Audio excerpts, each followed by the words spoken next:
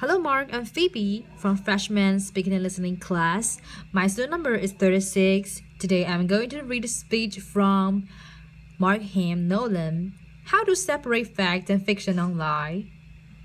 I've been a journalist now since I was about 17, and it's an interesting industry to be in at the moment because as you all know there's a huge amount of upheaval going on in media, and most of you probably know this from the business angle, which is that the business model is pretty screwed, and as my grandfather would say, the profits have all been gobbled up by Google. So it's a really interesting time to be a journalist.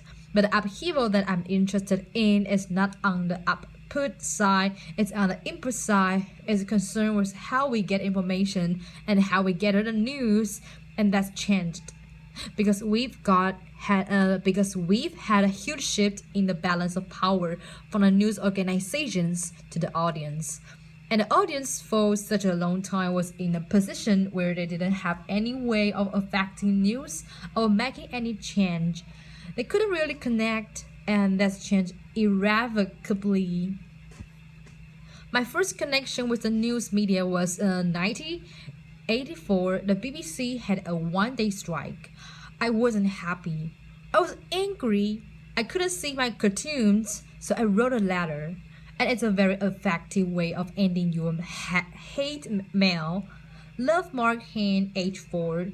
Still worked. I'm not sure if I had any impact on the one-day strike, but what I do know is that it took them 3 weeks to get back to me, and that was the wrong journey. It took that long for anyone to have any impact and get from feedback, and that's changed now because as journalists, we interact in real time. We're not in a position where the audience is reacting to news. We're reacting to the audience, and we are actually relying on them. They're helping us find the news. They're helping us figure out what is the best angle to take and what is the stuff that they want to hear. So it's a real-time thing. It's much quicker. It's happening on a constant basis, and the journalist is always playing catch-up. To give an example of how we relate on the audience, on the 5th of September in Costa Rica, an earthquake hit. It was a 7.6 magnitude. It was fairly big, and 60 seconds is the amount of the time it took for it to travel 250 kilometers to Managua.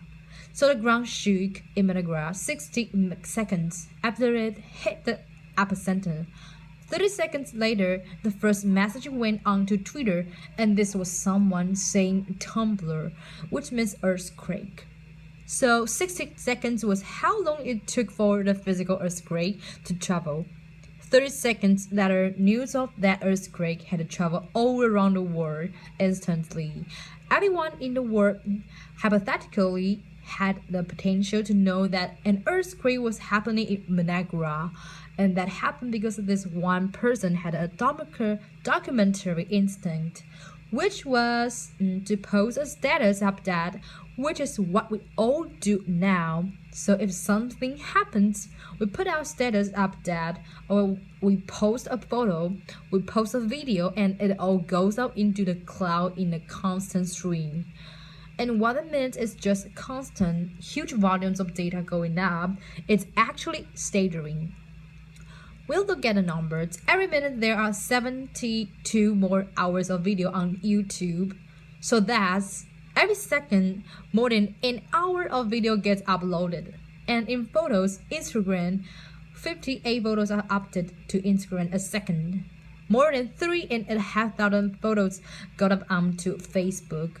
So by the time I'm finished talking here, there'll be 864 more hours of video on YouTube than there were when I started, and 2.5 million more photos on Facebook and Instagram than when I started. So it's an interesting position to be in as a journalist because we should have access to everything. Any event that happens anywhere in the world, I should be able to know about it pretty much instantaneously as it happens for free. And that goes for every single person in this room.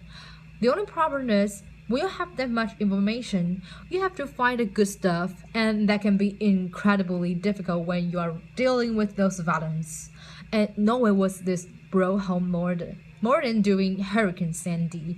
So what you had in Hurricane Sandy was a superstorm, the likes of which we hadn't seen for a long time, hitting the iPhone capital of the universe. Laughter. And you got volumes of media like we had never seen before, and that means the journalists had to deal with facts. So we had to deal with old photos that were being reposted. We had to deal with composite images that were merging photos from previous storms. We had to deal with images from films like The Day After Tomorrow, Laughter. And we had to deal with images that were so realistic, it was nearly difficult to tell that if they were real at all. Laughter. But joking aside, there were images like this one from Instagram which was subjected to a grilling by journalists. They weren't really sure it was filtered in Instagram. The lighting was questioned, everything was questioned about it, and it turned out to be true. It was from Avenue C in downtown Manhattan, which was flooded. And the reason that they could tell that it was real was because they could get to the source, and in this case, this guy was a New York food blogger. They were all respected. They were known. So this one wasn't a debunk. It was actually something that they could prove, and that was the job of the journalist. It was filtering all the stuff, and you were, instead of going and finding the information and bringing it back to the reader, you were holding back the stuff that was potentially damaging.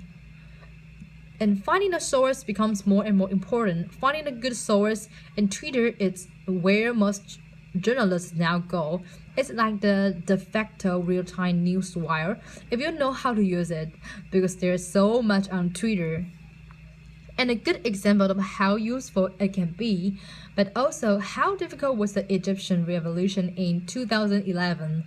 As a non-Arabic speaker, as someone who was looking for the outside from doubling Twitter lists and lists of good sources, people we could establish were credible, were really important.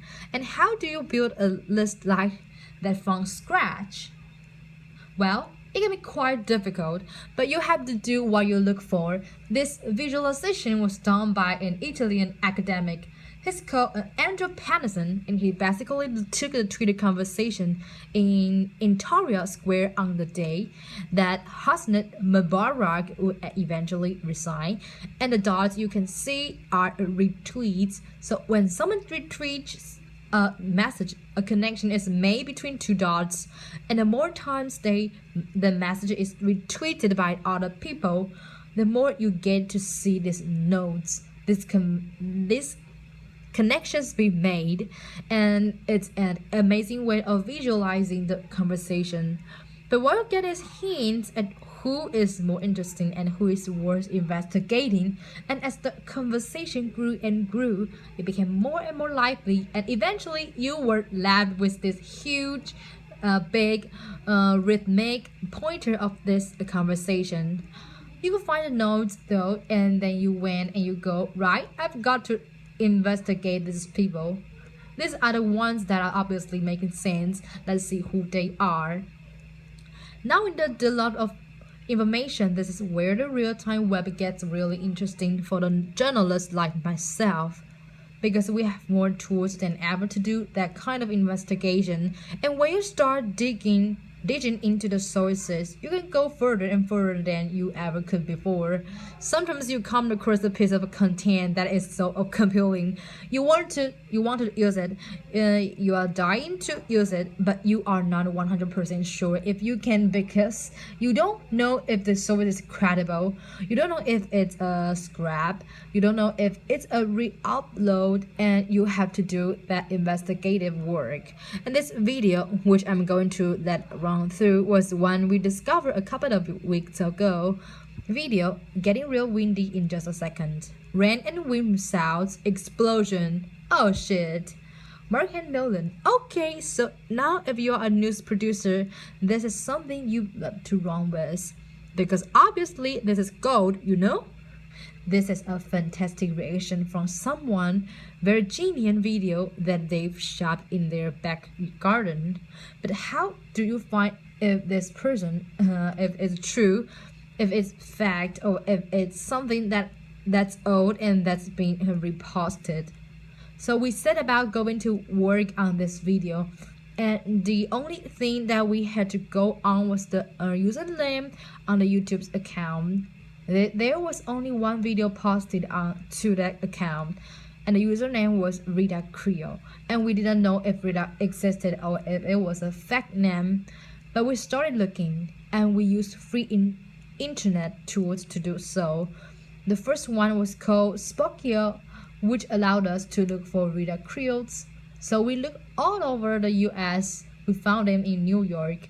We found them in Pennsylvania, Nevada, and Florida. So we went and we looked for a second free internet tool called We're from Alpha, and we checked the weather reports for the day in which this video had been uploaded. And when we went through all those various cities, we found that in Florida, there were thunderstorms and rain on the day, so we went to the white patch and we looked through the Rita Creoles in the phone book, and we looked through a couple of different addresses, and that took us to Google Maps, where we found a house. And we found a house with a swimming pool that looked remarkably like Rita's. So we went back to the video, and we had to look for clues that we could cross in reference. So if you look in the video, that there's a big umbrella. There's the white lily in the pool. There are some unusual rounding edges in the swimming pool, and there's two trees in the background. And we went back to Google Maps and we looked a little bit closer, and sure enough, there's the white lily. There are the two trees, there are the umbrella. It's actually folded in this photo. A little bit of trickery, and there are the rounded edges on the swimming pool. So we were able to co-reader, clear the video, make sure that it had been shot, and then our clients were delighted because they were able to run it without being worried.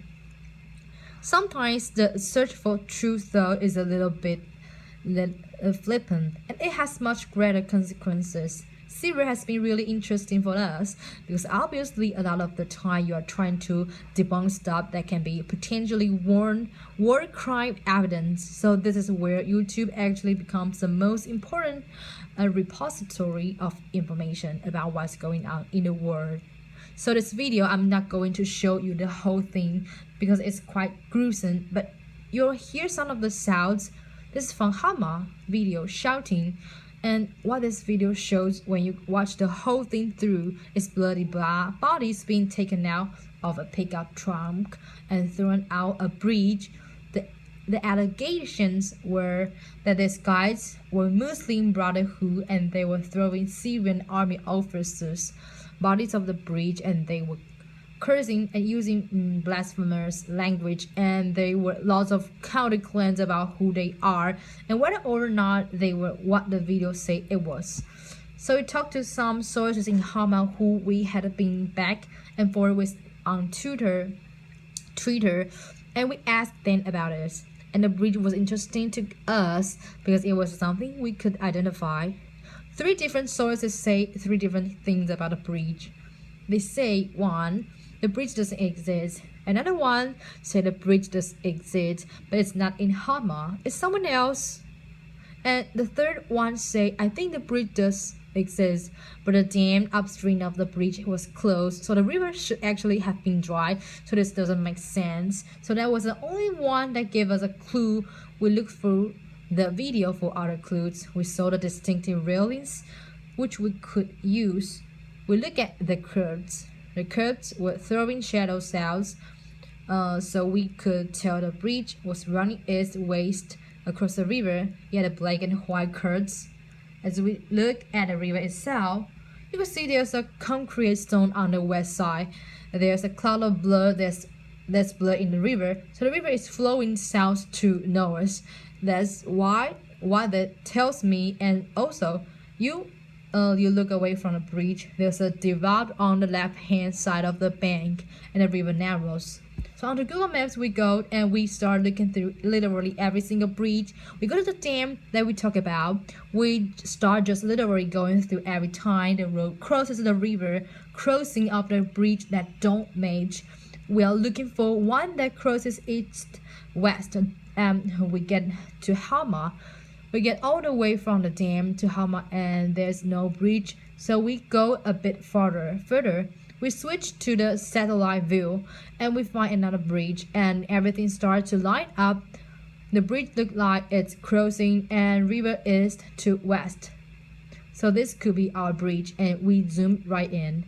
We start to see that it's got a median. So it's a two-lane bridge and it's got a black and white curves that we saw in the video. And as we click through it, you can see someone's uploaded photos to go with the man, which is very handy. So we click into the photos and the photos start showing us more detail that we can cross reference with the video. The first thing that we see black and white curving, which is handy because we've seen it before. We see the distinctive railing that we saw the guy throwing the body servo over, and we keep through it until we are certain that this is our bridge. So what does that tell me? I've got to go back now to my three sources and look at what they told me. The one who said the bridge didn't exist, the one who said the bridge wasn't in Hama, and the one guy who said yes, the bridge was exist. But I'm not sure about the water levels. Number 3 is looking like the most truthful all of the sudden, and we've been able to find that out using some free internet tools sitting in the cubicle in the office and dumpling in the space of 20 minutes. And that's part of the joy of it. Although the web is running like a torrent, there's so much information there that it's incredibly hard to sift and getting harder every day. If you use them intelligently, you can find out incredible information. Given a couple of clues, I could probably find out a lot of things about most of you in the audience that you might not like me finding out. But what it tells me is that at a time when there's a greater abundance of information than there ever has been. It's hard to filter. We have greater tools. We have free internet tools that help us do this kind of investigation. We have algorithms that are smarter than ever before, and computers that are quicker than ever before. But here's the thing, algorithms are roots, they are binary, they are yes or no, they are black or white. Truth is never binary. Truth is a value, truth is emotional, it's fluid, and above all, it's human. No matter how quick we get with computers, no matter how much information we have, you'll never be able to remove the human from the truth-seeking exercise, because in the end, it is a uniquely human trait. Thanks very much. Applause.